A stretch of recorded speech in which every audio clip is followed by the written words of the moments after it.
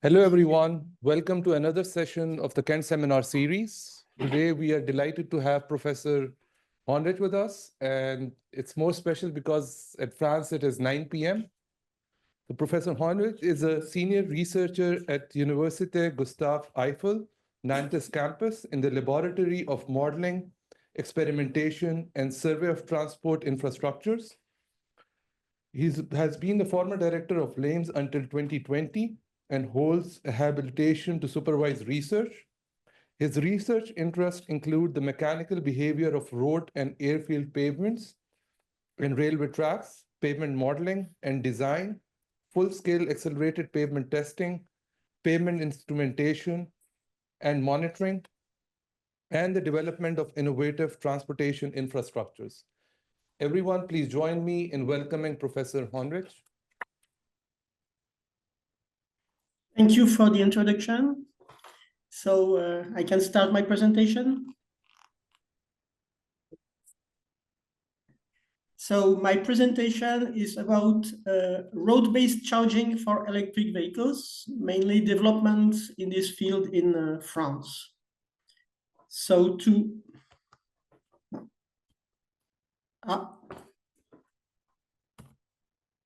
sorry, the slides are not moving now. I'm very sorry. I don't know what is happening.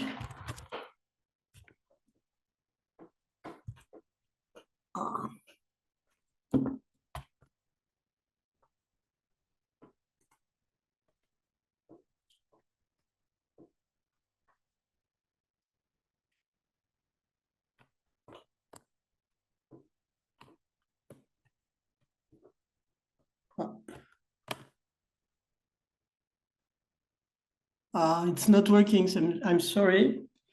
I will disconnect the presentation and connect again. It was working before, but now it's not working. I'm really sorry. Can you click on your screen and then try maybe? Yes, okay, sorry. So I start again. So it's about road-based charging of electric vehicles and mainly practice in France in this field. So to introduce the topic, France has for objective to be carbon neutral by 2050. And for transport, this means complete decarbonization of land transport by 2050. And now in France, the sector of transport is responsible for 31% of CO2 emissions, and 94% of transport emissions come from road transport. So transport is mainly by the road. And so it is clear that the road will remain in France the main mode of transport for both passengers and goods in the future. And therefore, to reduce CO2 emissions, it is absolutely vital to decarbonize road transport. And for personal cars, so we are now producing a lot of electric cars, and there's a change to electric cars. But for heavy vehicles, it is more difficult. And so there are several possible solutions for decarbonizing heavy vehicles. One is using biofuels. The other is using battery electric vehicles. Another solution can be hydrogen. And the last solutions are electric road systems. And I will focus in my presentation on the electric road systems. Electric road systems consist in supplying electricity to vehicles by the road to improve the range of the vehicles without the need of having heavy and expensive batteries. And so there are three possible electric road technologies, which has each its advantages and limitations. The first technology is conductive charging by catenaries, like for trains. The second is conductive charging by rails, which are placed on the road surface. And the third one is inductive charging. And each technology has different advantages and limitations. For example, the conductive charging by catenaries, you can achieve a high charging power. It's compatible with different systems of pantographs, and there is a large experience with these systems in the rail sector. But there are limitations. It's not interoperable. It cannot be used for small vehicles. The cable height over the road can also be a problem, for example, when you have tunnels or underground passages. There is a safety risk with the fall of cables. there is a need of very regular maintenance of the cables, because the cables are the critical element. And then you have a visual impact of the cables which are above the road. The second solution, conductive charging by rails. You can also achieve a high charging power. It is interoperable between different vehicles because the collector can be mounted on different vehicles. You have no visual impact because it's on the road surface, but there are also some limitations. For the moment, it's a less mature technology. There is a problem of robustness of the current collector, which is the critical element which collects the current from the rail. There can be road safety issues because the rails are on the road surface. There is also a need to clean the rails because if they get soiled, the conduction can be less effective. And there can be problems of winter maintenance. The third technology is inductive charging. So the advantages are interoperability, electrical safety, because the coils which charge the vehicle are buried under the road surface, low maintenance costs, also because it is buried, and no visual impact. But there are other limitations. One is a lower charging power. Today, the charging power of inductive systems is lower. Maximum is around 200 kilowatts. Risks of electromagnetic field exposure because you have relatively high magnetic fields around the coils. There is a critical point, which is the distance and alignment between the primary and secondary coils. If they are not well aligned, you lose a lot of power. There is also a risk of heat dissipation, and the system is more complex. And so in France, we are looking mainly at two solutions, the conductive solutions by rails and the inductive solutions. We are not looking at the catenaries, mainly for the safety problems with the cables which are over the road. There were some preliminary studies before starting testing these technologies on the possible impact of electric roads for heavy vehicles. And so there was a comparison, well, it was a preliminary study which can be improved, but it was a first comparison between three scenarios: electric roads, diesel heavy vehicles, and heavy vehicles with large batteries. And the conclusions was that ERS, electric roads, can reduce CO2 emissions by 86% compared with the diesel vehicles and 64% compared with the batteries, because they took into account the production of the batteries, all the process, the consumption of resources, the production of batteries and everything. And there are also other benefits because you reduce the size of the batteries, you reduce the consumption of some raw materials used for the batteries like lithium, nickel, cobalt. And over 20 years, it was estimated that the reduction can be of about 1.7 million tons compared with the use of large batteries. And there are also other benefits. There is a lower environmental impact because there is no mining of these resources and a lower use of natural resources. And then if you compare with diesel, another benefit is the reduction of energy dependence because France doesn't produce any oil. There was also a plan made by the Ministry of Transport defining a possible strategy for the development of electric roads. So the plan was only for heavy good vehicles. And so they defined what could be the characteristics of an electric road network. So they defined some power requirements. The power requirements were about 350 to 400 kilowatts per vehicle in order to be able to power the vehicle and also to charge the battery when the vehicle is on the electric road. And this leads, if you have a heavy traffic, to a power capacity of about 3 to 4 megawatts per kilometer on a motorway. And another idea was to equip 80% of the roadway length, avoiding some problematic sections like bridges, tunnels, interchange areas. And the state defined a possible objective to develop a network of 409,000 kilometers of electric roads on motorways. When this plan was made, it was planned by 2030, but now this date seems too early. It doesn't seem anymore completely realistic. And if this is done, the estimated cost was around 3 to 40 billion euros. So it means it's a very huge investment and a very huge challenge for the transport industry to try to demonstrate these technologies, and then if it is successful, to deploy them. And for this reason, to prepare possible deployment, large research calls were launched in France and also in Europe to develop these technologies. And so I will speak mainly about the road integration. I will not speak about the vehicles because in my university we're working mainly on the road integration. But today the technologies, the charging technologies exist. And I think that road integration is the next important challenge because it is necessary to demonstrate the feasibility of deployment of real roads with real traffic. And there are quite a lot of integration issues. So the first one is to define an appropriate construction method to achieve a good installation in the motorway. Then to study effects of temperature and water. Water can be particularly critical because these systems are electric and need power supplies and need cables and need systems which are installed in the roadway. Then a third issue is resistance to traffic. Then there are also questions of maintenance of these systems. How do you maintain the road with the electric components inside? And how do you maintain the components themselves? And for the rails, there can be issues with winter maintenance.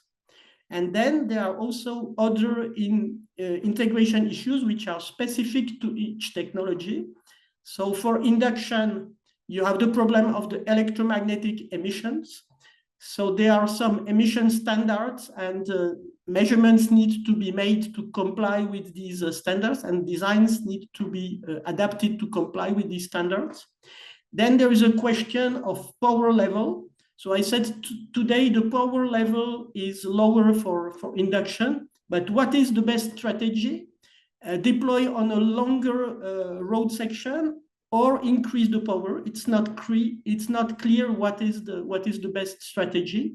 And then because the coils are inside the pavement, there is a problem of resistance to temperature and compaction of the coils during construction. And then for the conductive rails, you have other issues. One issue is the lateral alignment between the rail and the collector. The collector must always remain on the conductive part of the rail. Then there are clearly road safety issues because you have the rails on the road surface. You have issues with skid resistance and with changing the road profile. And for the collector, there can be also a problem of collision with road debris which are on the road surface.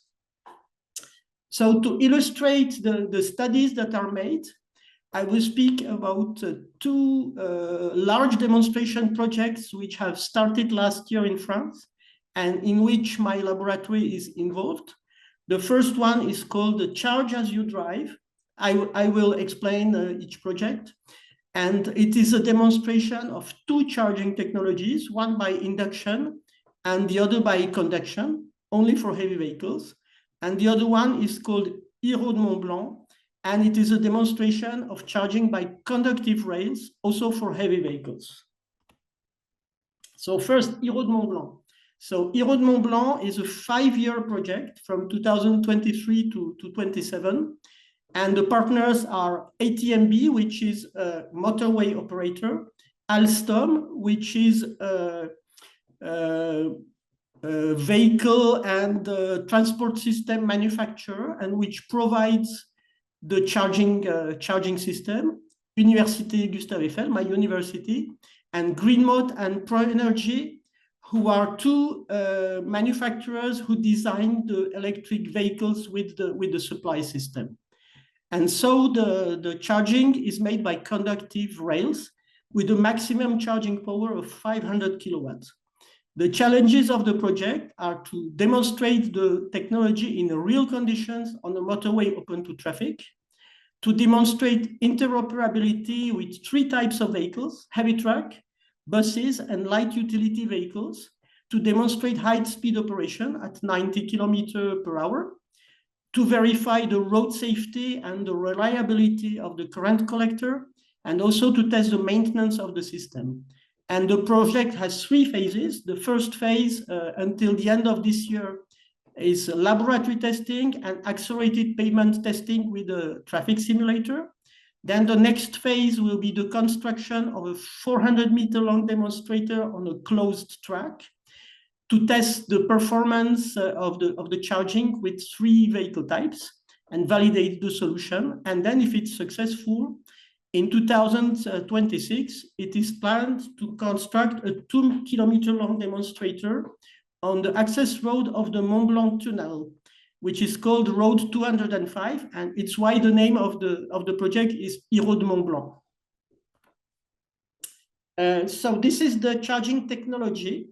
So the charging technology by rails is developed from a system called APS, which was developed first for tramways, for supplying electricity to tramways. And the principle is to have a kind of rubber support and 2 metallic rails, which are on this rubber support with connecting cables, and then the electric supply on the roadside. And the vehicle, the heavy vehicle, is equipped with a collector that you can see on one of the pictures on the right, which collects the current, which slides on the rails and collects the current. So this collector is the critical equipment because it is submitted to wear, and it must always follow the profile of the electric metallic rails. So this technology is not completely new. A first demonstration was performed in Sweden with Volvo trucks in 2017 on a 300-meter long track. And so on this track, they demonstrated the feasibility of the charging, but the road integration and the electric system was not optimized. So it was really only a first demonstration. And because Alstom was conscious that road safety is one of the major issues with this technology, before our project, Alstom also decided to carry some preliminary road safety tests. And these tests were done in 2019 in France at Université Gustave Eiffel on a 50-meter long track. And so we built this track in the middle of a road lane, and we did a skid resistance test with a skid resistance tester, and also tests with a car and with a motorbike to see how the vehicles are affected by the rails. And the tests were done on a dry road and also on a wet road. And the tests indicated that on this first prototype, in dry conditions, there was a good skid resistance and no problem for cars and motorcycles to go over the rail. So no problem with the profile. But in wet conditions, the skid resistance of the track was too low. And so Alstom worked again on the design to improve the skid resistance. And now I come to our project. So the first phase is laboratory testing. And the objectives of the laboratory testing are to validate the skid resistance of the new track surface and propose methods for installing and sealing the conductive rails in asphalt pavement structures. In France, we have mainly asphalt pavements, so we are looking only at integration in asphalt pavements. And so the proposed installation methods consist in milling a 6-centimeter deep trench in the middle of the road lane, positioning the rubber support of the rails in the trench with some supports that you see on the right, and sealing this rubber support with the resin to have a good bonding with the pavement, and then installing the metallic rails on the surface of the support. And one of the main issues is to select appropriate resins for sealing the rubber elements in the trench in the pavement. And so to test this sealing and to test the mechanical performance, we carried first laboratory tests. And we designed 3 types of tests to do that.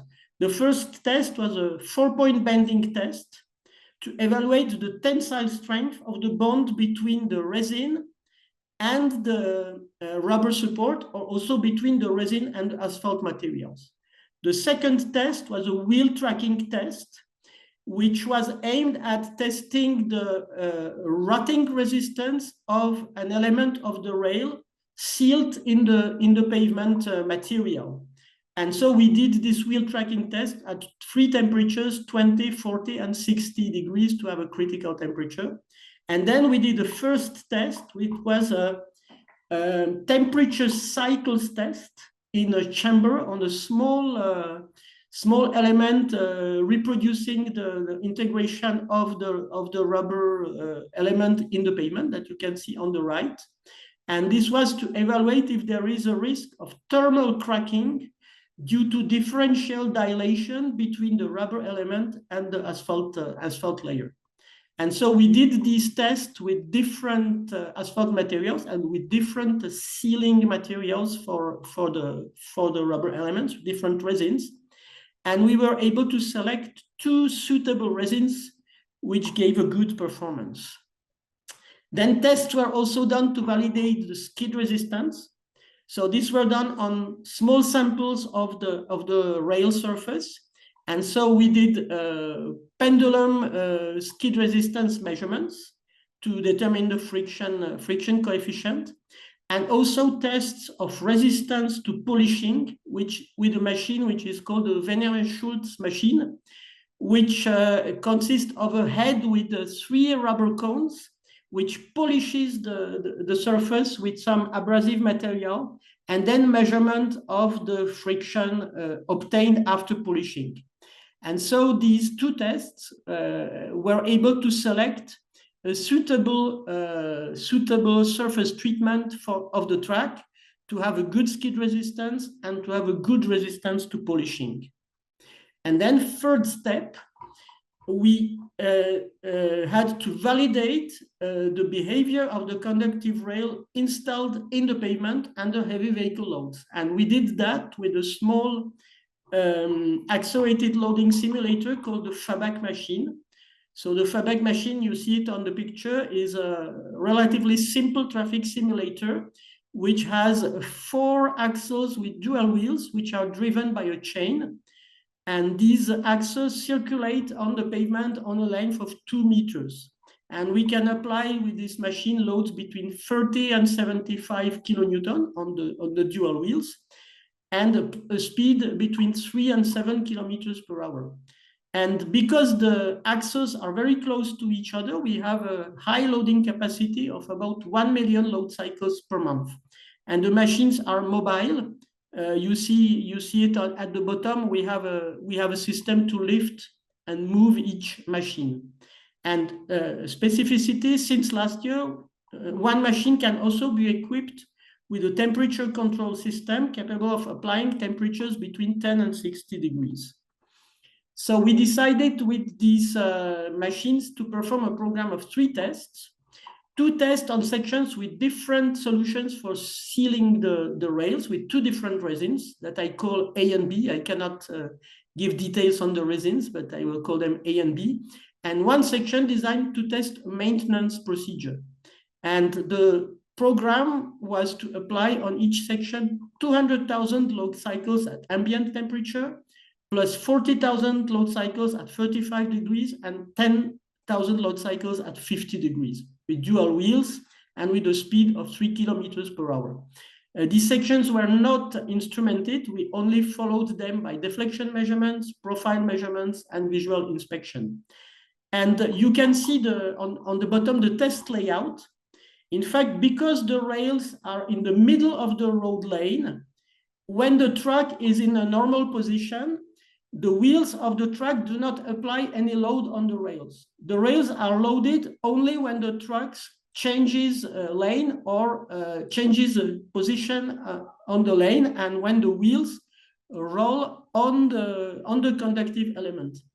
And for this reason, we decided to do the test with an angle between the rail and the wheel paths of the machine to simulate the crossing over the rail. So you can see it at the bottom. Here you can see also the installation of the conductive rails. So we, with Alstom, we defined the installation procedure.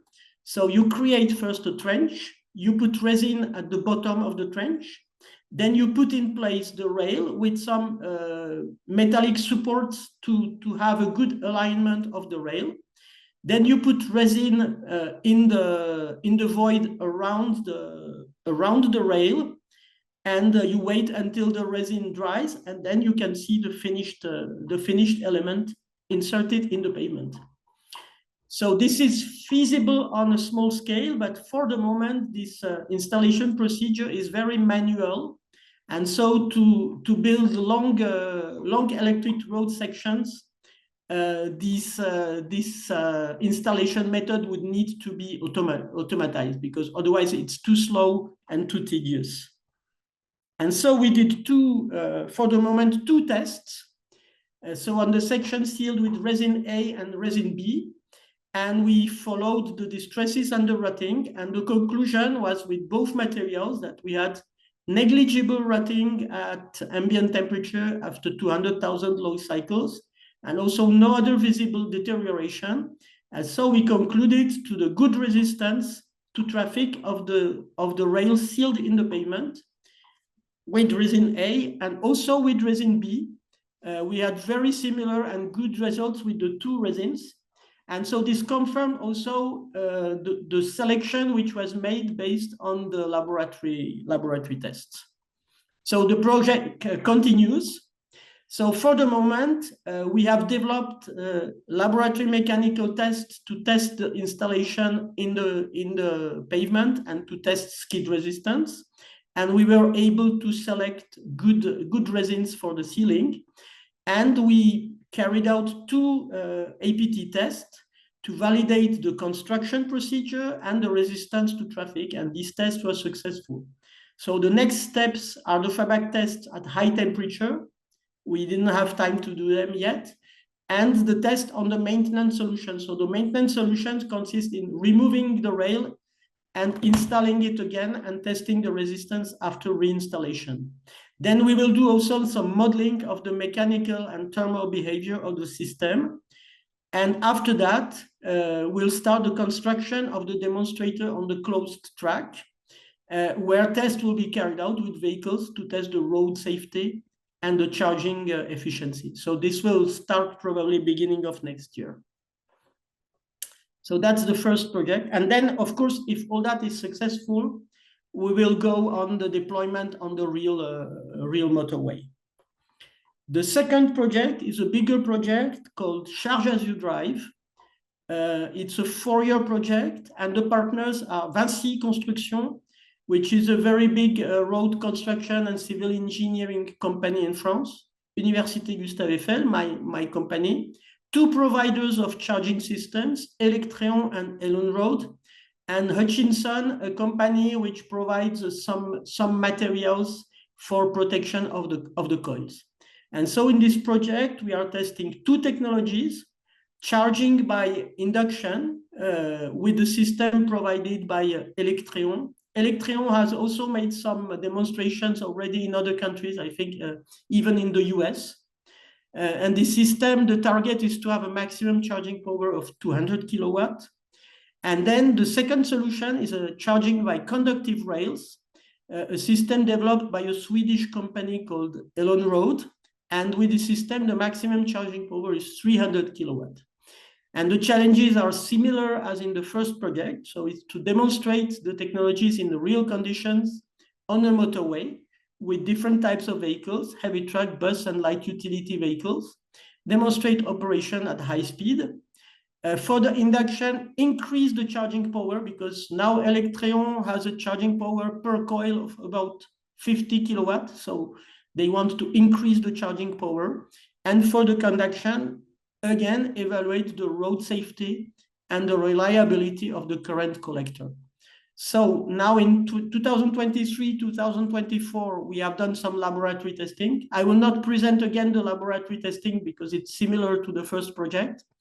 And we have just finished a large APT test on our large accelerated testing facility that I will present. After that, it is planned to build a 1.5 kilometer long demonstrator of the inductive solution. Yes, in the APT test, we tested only the inductive solution. And for the other technology is less advanced, and there are still some improvements to make. So the other technology should be tested in an APT test in 2025. And then if it is successful, deployed on the road in 2026. So just a brief presentation of the two technologies. So the first technology, conductive rails is, inductive charging is the electron solution. So the coils are copper cables, which are protected by plastic material and which are installed about 10 centimeters below the road surface. So they are buried under the asphalt layer. And then there are secondary receiver coils, which are placed under the heavy vehicles. And to achieve a high charging power, there are several coils. They plan to use, I think, 3 coils in the vehicle. The second technology, charging by conductive rails, is a little similar to the Alstom technology. So you have a rail with metallic elements, which is placed in the middle of the road lane. But here you don't have two metallic elements. You have only one metallic rail, and the segments are 1 meter long. And under the vehicle, the Alstom system, you have only one collector. Here you have 3 to 6 collectors under the vehicle, depending on the vehicle size, probably to achieve a homogeneous charging when switching from one charging element to the other. So now I will present the big accelerated pavement test that we did on the inductive technology. So the idea was also to validate the road integration by applying real heavy vehicle loads. And so we did that on our big accelerated testing facility, which is a circular facility that we also call a carousel. It has a diameter of 40 meters, so the track is 120 meters long. It has 4 loading arms. The maximum load per arm can be 150 kilonewtons, and we can achieve a maximum loading speed of 100 kilometers per hour. But usually we operate at 70 kilometers per hour. And then we can simulate a lateral wandering of the loads, and we have a loading capacity of approximately 500,000 loads per month. And another interesting feature is that the machine is mobile and can be moved on 3 different test tracks. So the objective was to test the coils integrated in a motorway asphalt pavement structure. So here you see the structure. The structure has 20 centimeters of asphalt materials over a granular subbase, and the coils were placed 10 centimeters below the surface under the binder cores. And for the installation, the coils are also sealed with the resin to have a good bonding between the coils and the asphalt layers. And in this project, we tested 3 coil designs with different coil protective materials with different stiffnesses. You can see the shape of the coils below. So the shapes are more or less copper cables, loops of copper cables protected by these polyurethane, high-density polyurethane materials of different stiffness. And then we tested 3 bonding solutions, bonding with 2 resins, A and B, and also with only with bitumen emulsion. The sealing with bitumen emulsion was the initial solution proposed by Electrion, but we were thinking that this is not sufficient to achieve a good installation. And so our test track is circular. And so we had 7 sections with the different combinations of materials and resins, and also 1 reference section without coil. And all the sections were instrumented. And so we were also able to compare the behavior of the reference section with the behavior of the sections with coils. The test program consisted in applying also 200,000 load cycles with dual wheel loads and with a loading speed of 70 kilometers per hour and with lateral wandering. Here you can see the wheels, and you can see also sensors for instrumentation. So we used strain gauges for measuring vertical or longitudinal and transversal strains, and also temperature sensors. And then we monitored the pavement by deflection measurements, transverse profile measurements, and visual distress surveys. And here, just briefly, you can see the instrumentation. So we had a very detailed instrumentations with a lot of strain gauges placed at 4 different levels. We had vertical strain gauges in the granular layer, longitudinal and transversal strain gauges at the bottom of the asphalt base, longitudinal strain gauges below the coils, but only on 2 sections, 1 and 2, because we had to limit the instrumentation, and then longitudinal strain gauges above the coils. So the idea was to measure the response at different levels, and in particular, close to the coils, to see if there is an influence of the coils on the pavement response. And in total, we had on the six instrumented sections, we had 74 gauges and 6 temperature probes. So just some examples of results. So first example was permanent deformation. So we measured transverse profiles, 3 profiles on each coil at different numbers of load cycles. Here you can see results at 50,000, 100,000 and 200,000 load cycles. We determined the maximum rod depths and we compared them with the reference. The conclusion is that we had in most sections moderate permanent deformations, similar to the reference without coil. This was on sections 1, 2, 3, 4, and 5. And we had 2 sections, 6 and 8. There is no section 7. Section 7 was abandoned, so we have only 6 and 8, and which had higher permanent deformations. And these sections were the ones where the coils were sealed with bitumen emulsion.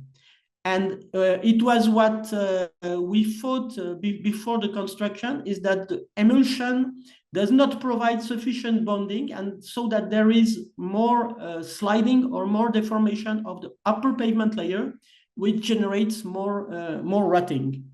So this was in agreement with what we were thinking.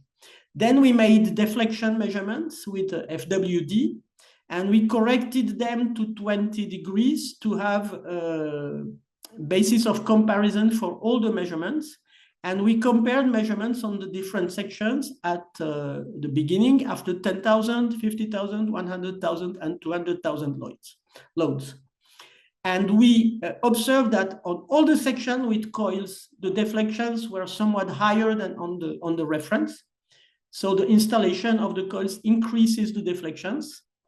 But as you can see, the deflections were similar on all sections, around 0.3 millimeters on all sections, except on section 3, where we used a soft protective materials for the coils.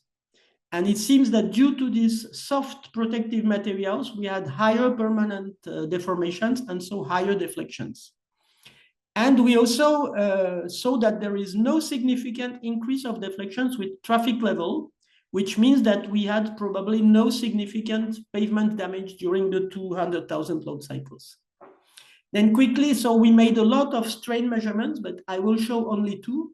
These are strain signals at the bottom of the bituminous base layers at the beginning of the test. So you can see we have signals with a peak in extension. So it's at the bottom of the base. We have strains in extension. And we had a good response with good signals and a good repeatability. On some sections, we had several gauges and we had a good repeatability of the measurements. And we could see that we have higher strains on sections 3, 4, 5, and 6, compared with the reference, we had the lowest strains, and sections 1, and 2. So there was a difference on the strains at the base of the asphalt layers.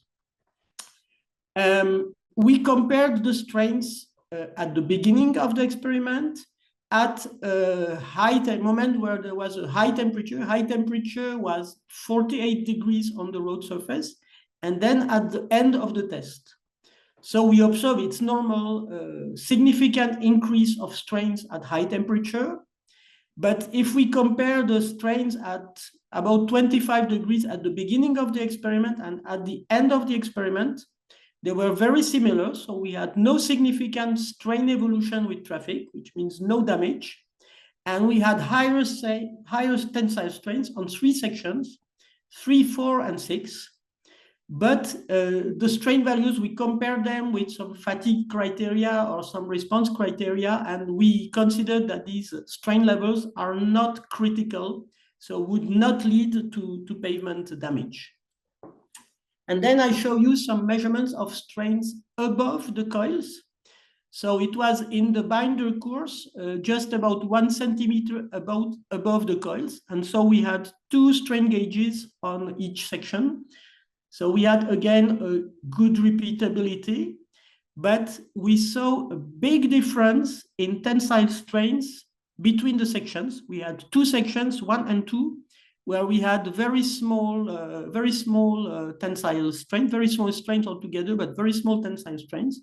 And then other sections, 3, 4, 5, and 6, where we had much higher, especially 3, 4, and 5, where we had much higher tensile strains above the coils. And having tensile strains, high tensile strains above the coils meant probably that there is some debonding or a lower performance of the glue which is bonding the coils. So we made these comparisons again at different moments at the beginning of the test, at very high temperature, 48 degrees on the surface, after 100,000 load cycles, and at the end of the test. And we saw again that there was a very large difference in strains between the sections, and that we had very large critical strains. Critical means that could lead to failure in extension on 3 sections, 3, 5, and 6. So this meant that the resin doesn't ensure a good bonding, and this poor performance was observed with resin B and also with the emulsion. So the behavior above the coils was able to differentiate the different solutions. And there was also, again, no significant strain evolution with traffic at low temperature at 25 degrees. So probably no, despite the large strains, probably no damage. And so as a conclusion of this test, we tried to make a tentative comparison of the performance of the different sections based on the different measured criteria. So permanent deformation, deflection, vertical strains in the granular layer, longitudinal strains at the bottom of the base at, let's say, moderate temperature, 24 degrees, longitudinal strains at the bottom of the base at high temperature, longitudinal strains on top of the coils at moderate temperature, and longitudinal strains at the top of the coils at high temperature. And with these criteria, we were able clearly to discriminate between the different solutions. And the most relevant criteria were the permanent deformation. We had 2 sections, 6 and 8, with clearly higher permanent deformations. The deflection, we had 1 section, 3, with a very high deflection compared with the others. And the strains above the coils, especially at high temperature. And we had high strains above the coils with resin B and with the emulsion. So all the sections where you see orange or red values had 1 criterion at least, which was not satisfactory. And we ended with 2 sections, 1 and 2, with materials 1 and 2 and with resin A, which presented the best overall performance. And the performance of these sections was very close to the performance of the reference pavement. So finally, the conclusions of the test, or the conclusions up to now, is that we were able to validate two solutions for pavement integration with materials A and B and with resin A. And on these solutions, we had no significant pavement deterioration except moderate permanent deformation or moderate rotting, and no excessive tensile strains. We saw that there is a significant effect of the coils on pavement response. So the coils increased the deflection, in particular at high temperature. There was a limited effect of the coils on the tensile strain at the bottom of the asphalt base, so well below the coils. So there was no real problem with these tensile strains at the bottom of the asphalt base, but we had on some sections much higher tensile strains above the coils, and this was seen as a critical factor creating a risk of debonding. Finally, we found that there is a strong influence of the type of resin used to bond the coil, and we had the best performance with the resin A. So we learned that the gluing is very important. We understood which materials are suitable to ensure a good durability in the pavement, and we saw that there are also very important changes of behavior at high temperature. And so the project also continues. It's only a first step. And so the next step, we'll do also some FABAC tests with a small simulator at high temperature on the two best solutions with materials 1 and 2. There will be also measurements of electromagnetic emissions with the coils installed in a pavement. There will be some modeling of the mechanical and thermal behavior. And if all that is successful, construction of a 1,500 meter long demonstrator on motorway and A10 and test with vehicles. And that concludes my presentation. Thank you.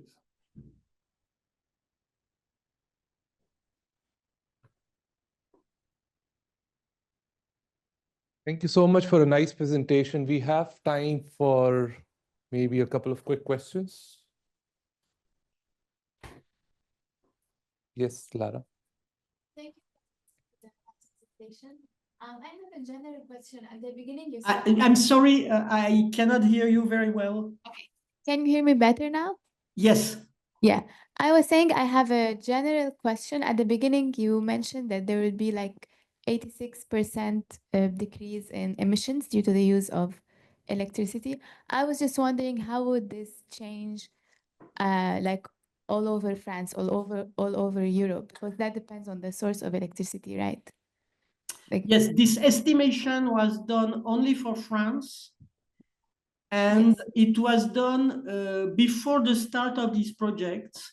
And now in the Charge as You Drive project, there is a much more detailed analysis of environmental impacts, CO2 emissions, and also analysis of different economic scenarios for deployment. So this was only a first figure. And the 86% was if you replace all diesel heavy vehicles by electric road supplied vehicles. Okay, yeah, okay, thank you. But the other benefit is also a reduction of consumption of rare materials that are used for the batteries. Yeah, that makes sense. Yeah, thank you. I have one question, Professor. So I believe one of the outcomes of this project would be to develop pavement design guidelines for these systems, right? Because at the end of the day, we need to have guidelines so that the work that you're doing could be replicated. Yes, clearly. Now we are working also on modeling of the response of the solutions. So we will compare the modeling with the accelerated testing results. And the idea is to have guidelines for construction and selection of materials, and also guidelines for design calculations. But we'll still need some time to propose that We are starting we have already done some modeling, but we are not able to propose a really practical design method for the moment. But the idea is also to propose a kind of design method.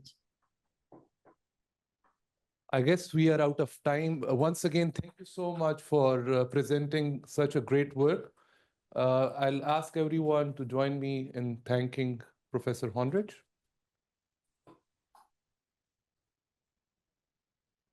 Thank you, Professor. Good night. Thank you. Good afternoon for you. Goodbye.